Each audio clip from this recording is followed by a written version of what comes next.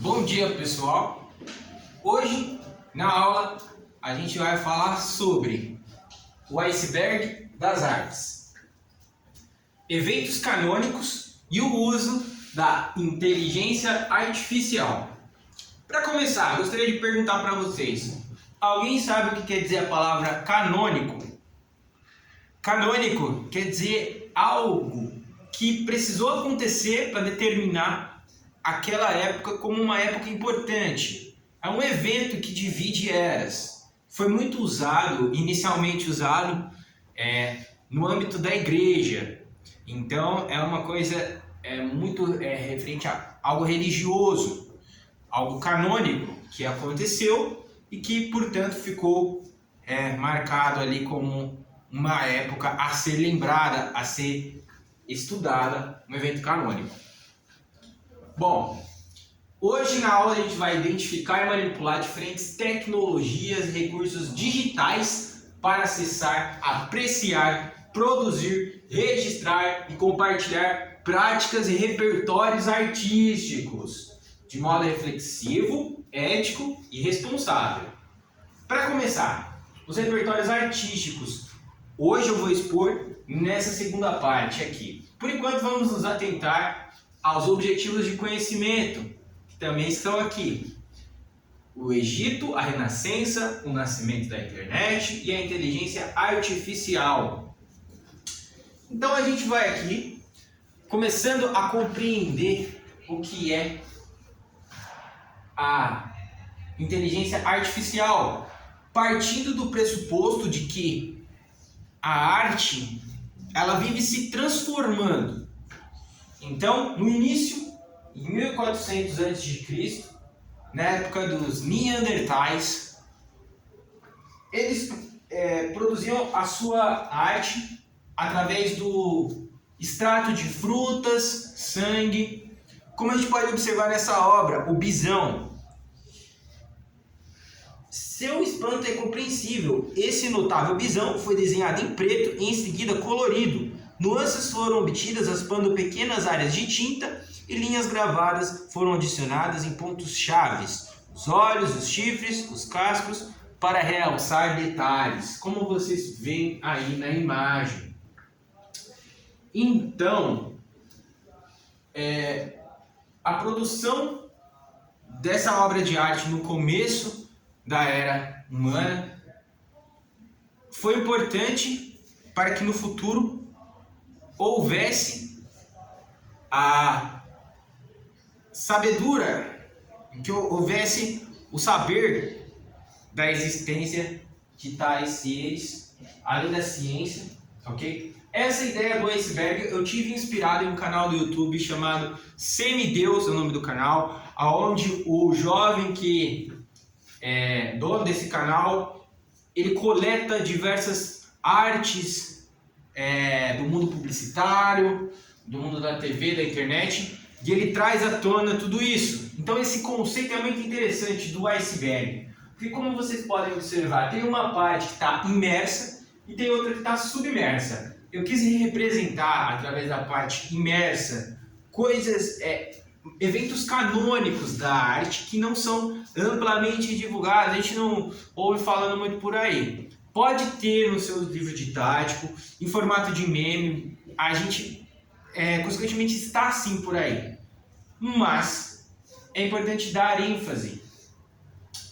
E eu estou dando ênfase nessa forma aqui, que é para a gente se questionar, porque realmente existem coisas que estão em camadas imersas. Por exemplo, a internet. Nós temos a Deep Web, que é o lugar onde pessoas acessam, mas não estão expostas, assim como aqui nas redes sociais mais amplamente conhecidas. É uma questão de conhecimento e inserção.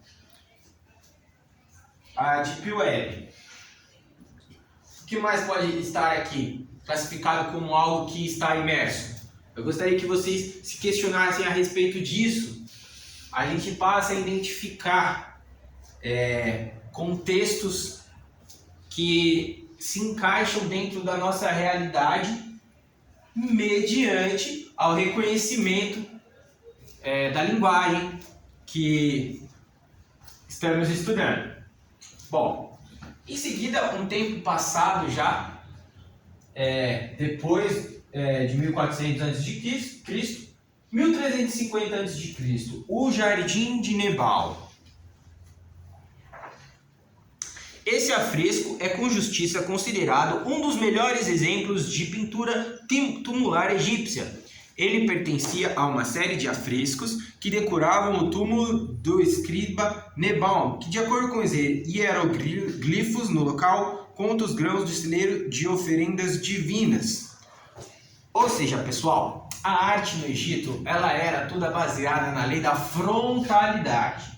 Ou seja, o objetivo era expressar, passar uma ideia, que é a de que os egípcios davam muito valor às suas divindades. Os egípcios eram um povo politeísta, eles acreditavam em muitos deuses. E a transição de período para período no Egito ficou muito marcada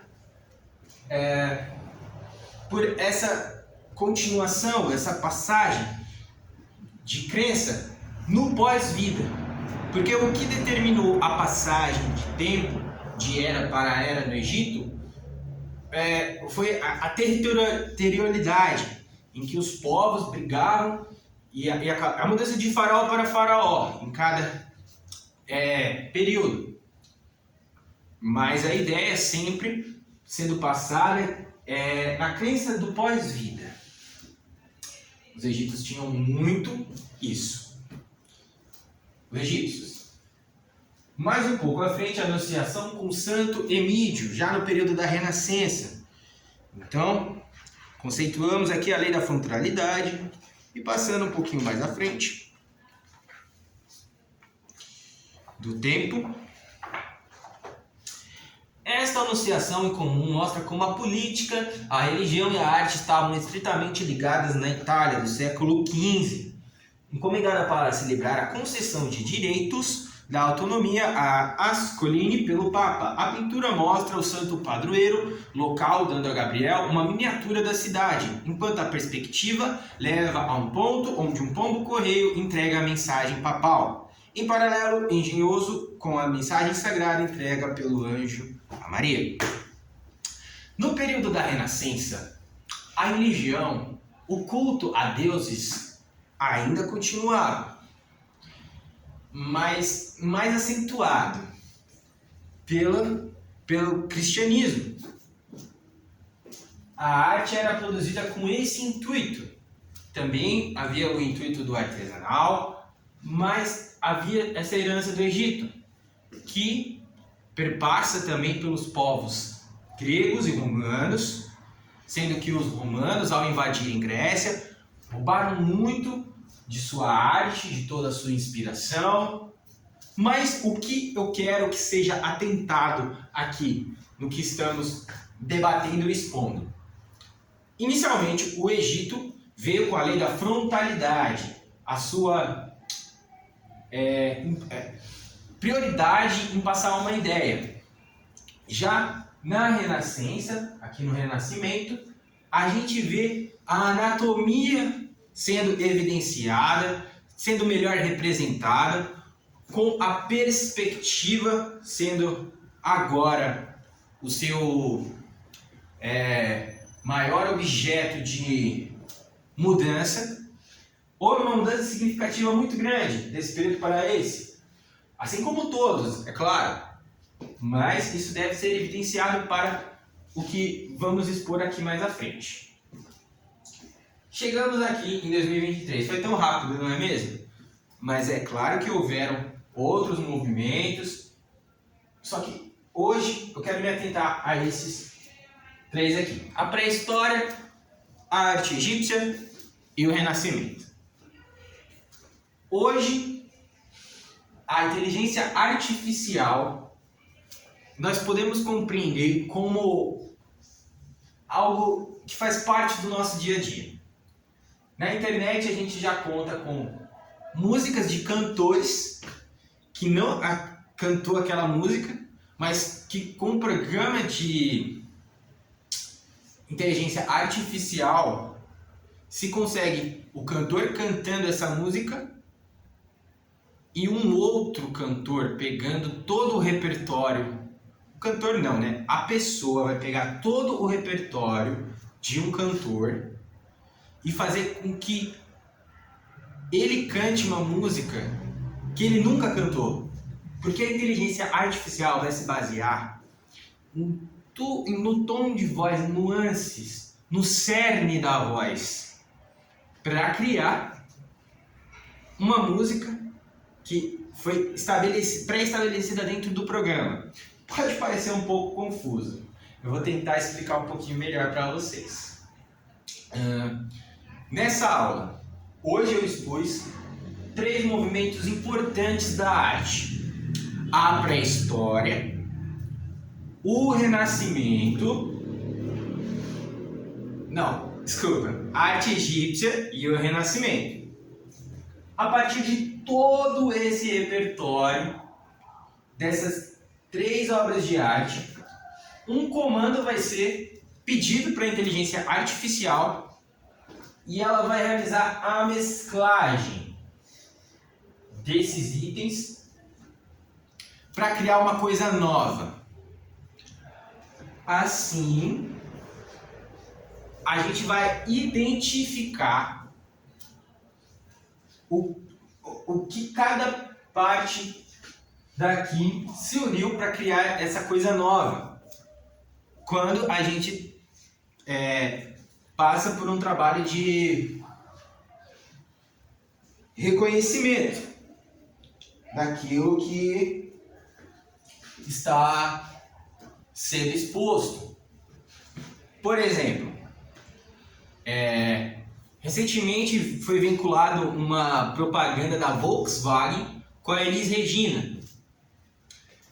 A Elis Regina, ela morreu. Isso já é um senso comum. O que a inteligência artificial fez?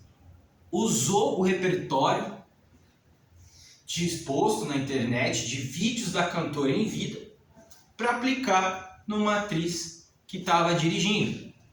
Então, eu acho que vocês entenderam mais ou menos, né, como funciona a inteligência artificial. Eu espero que sim. Alguém tem alguma dúvida? Certo? Bom, o NFT. Hoje em dia, essa arte digital não tem muito a ver com a inteligência artificial. Ela pode ser, sim, uma obra produzida em inteligência artificial, mas o NFT basicamente é um código, uma arte que ela é digital. Então, por exemplo, você aluno aqui faz um desenho, esse desenho é digitalizado, ele é gerado um código e esse desenho ele é vinculado na internet no âmbito digital. Isso torna uma obra de arte, só que ela está inserida nesse universo digital. O material dela não é palpável. Basicamente é isso. Bom, a gente tem hoje também um assunto em pauta sendo debatido, é a greve dos roteiristas. Eu tenho certeza que vocês aqui têm uma conta no stream, ou o pai ou a mãe, enfim. Essas produções, elas são criadas a toque de caixa. Hoje em dia nós temos muitas produções de arte, de séries e filmes, e os roteiristas eles estão revendo o seu papel diante de questões como a inteligência artificial, os pagamentos, que envolvem o trabalho desses profissionais. E eu vou usar como gancho a greve dos roteiristas para a gente refletir um pouquinho sobre a nossa atividade. Usando a inteligência artificial para criar algo com o repertório que a gente tem, vocês acreditam que essa arte criada pela inteligência artificial, ela tem algum conceito que seja de verdade? De verdade que eu digo no sentido de possuir um caráter humano.